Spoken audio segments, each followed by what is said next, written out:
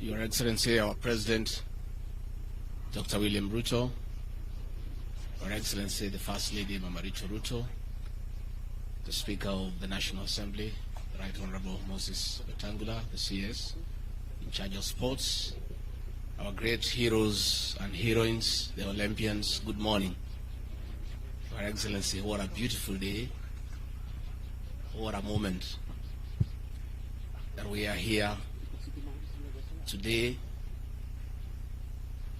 that our Olympians have arrived here, having honored the country, having dignified our country, and their president is here to receive them in the City of Champions, and later on award a charter to the status of this great Eldoret as a city.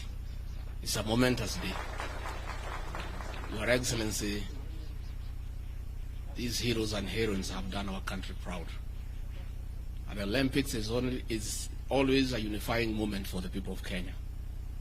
As Kenyans watch the TVs and the national anthem is sung, there's a lot of nationalism and patriotism, and we really want to thank our athletes for the dignity they have accorded this great country. I want to encourage you to continue carrying the name of our country high. It's only probably these officials can engineer the rules, because the people of Kenya are normally very patient. The people of Kenya would like us to go straight to the finals and get the medals. If it were possible, I think it's something you can work on. Because even that impatience that was there is because they don't know that process. That for you to get a medal, you need to go through many processes. They just want the medal and nothing else. If that can be reworked, I think it can satisfy the people of Kenya. I don't think it is possible. I was telling the president this morning that in this country, if criticism was a sport, we would win all the medals. As we were waiting for the medals, all manner of critics in social media were all over hammering us. We are not doing well until the medals started coming. But I don't think the Kenyans were meant bad. I think they just won the medals. So we just have to bear with them.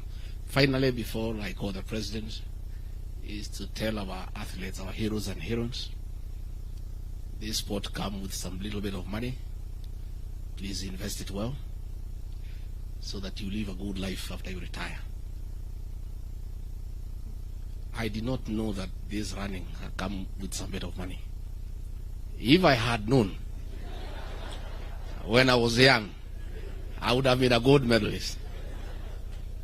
I did not know iko pesa hapo, lakini sasa tumejua. So we are talking to our grandchildren to start getting interested in running, because it comes with a bit of money. Please invest, and invest well, so that the name that you carry is dignified throughout your life.